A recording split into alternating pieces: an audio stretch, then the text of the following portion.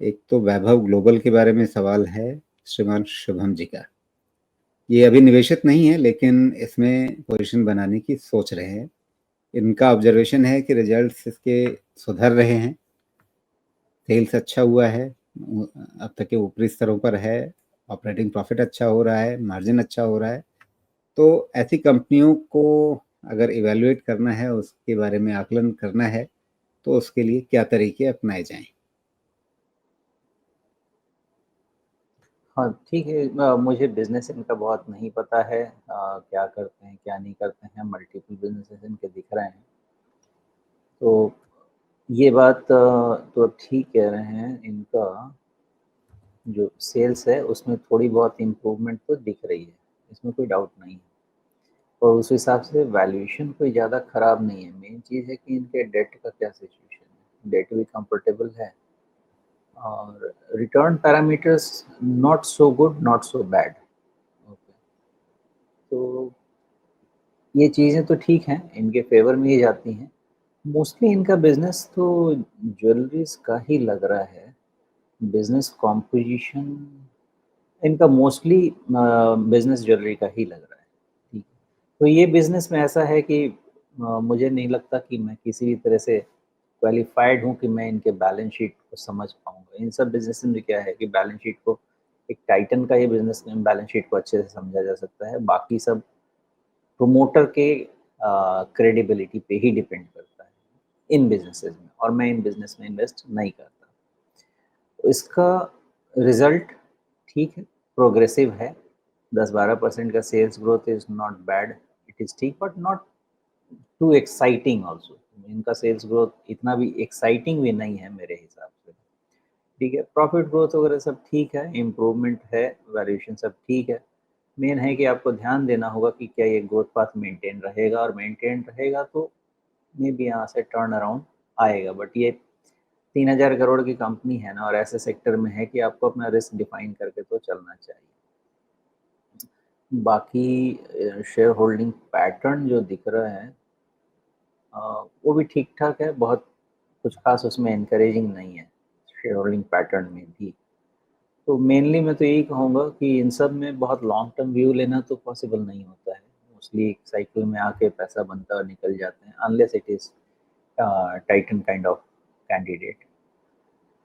बाकी वैभव ग्लोबल का ऐसा ही है कि थोड़ा बहुत मूवमेंट इन सब रिजल्ट के बेसिस पे हो सकता है, आपको सपोर्ट मिल सकता है, एंड देयरफॉर आपके लिए 207, 205 ये सब अच्छी जगह है सपोर्ट की। 200 के नीचे अगर क्लोज होता है तो फ्रेश क्लोज शुरू हो जाएगा इसमें, बिकॉज एक डबल टॉप का स्ट्रक्चर है यहाँ पे 250, 245, 50 के पास। मोस्टली ये कंसोलिडेट करना चाहिए 205-7 और 250 के रेंज में।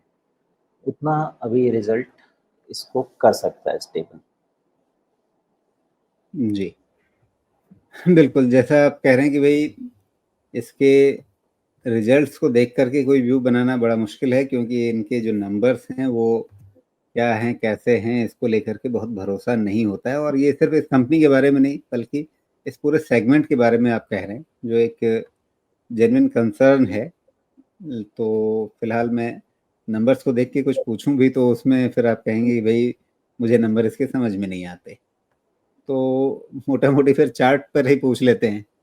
चार्ट में बहुत समय से इसने 270 के आसपास के लेवल को बचा कर के रखने की कोशिश की, वो टूट गया। उसके बाद से मतलब वापस कोई बहुत ख़ास सँभलने का तो दिख नहीं रहा है रुझान।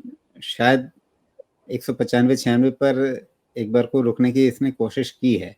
कितना भरोसा करेंगे इस पे? और अगर यहाँ नहीं रुका, तो क्या फिर वो वही पहले के जो लेवल्स हैं 110-20 वगैरह के उसकी तरफ चला जाएगा? यहाँ नहीं रुका तब तो फिर प्रॉब्लम है।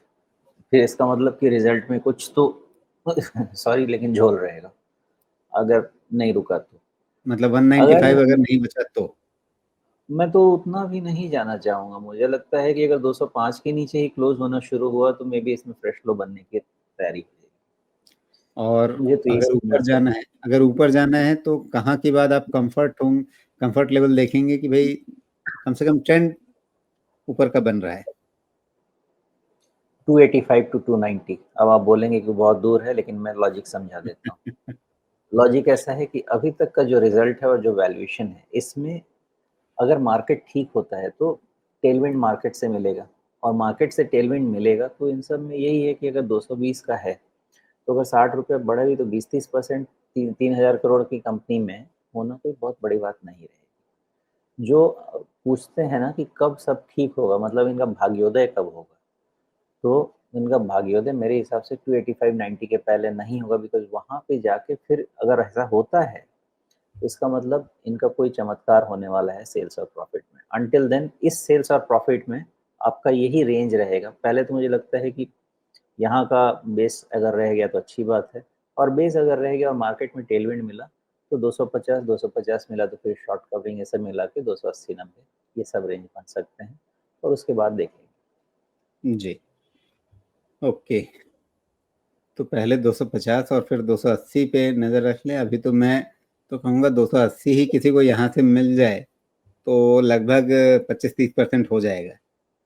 हाँ, करेक्ट है, लेकिन ध्यान रहे कि 205 के नीचे दो 285-90 तो छोड़ दीजिए, फिर 185-90 हो गया, तो वो भी ध्यान जी, रखना। बिल्कुल। तो सारी चीज़ें इसकी समझा दी, उसके बाद शुभम जी अपनी रणनीति बनाइए, जो हम लोग हमेशा कहते हैं कि रणनीति तो आपको खुद बनानी पड़ेगी, क्योंकि यहाँ पे बना-बनाया प्रसाद नहीं मिलेगा, और सारी चीज़ें मतलब एक तरह से इसके फंडामेंटल पे तो इसकी ज़्यादा बात नहीं हुई, लेकिन कम से कम टेक्निकली फंडामेंटली भी बात नहीं हुई, क्योंकि रिजल्ट्स को लेकर के या इसके नंबर्स को लेकर के जो एक कंसर्न सोमेश जी कह रहे हैं, उसके बाद फंडामेंटल्स को आप नंबर से ही देखेंगे ना, समझेंगे, और क्या तरीका है हमारे पास। तो वहाँ पे अगर क्रेडिबल नंबर्स ही नहीं रहेंगे तो फिर उसके बेसिस पे कोई क्रेडिबल व्यू नहीं बनाया जा सकता। तो आप चार्ट देखिए, उसके हिसाब से लेवल्स सोमेश जी ने बताया, उसके हिसाब से अपनी रणनीति बनाइए। अभी तक आपकी पोज़ीशन नहीं है, तो अगर कोई पोज़ीशन बनाएँगे तो उन लेवल्स के हिसाब से अपनी रणनीति बनाइए।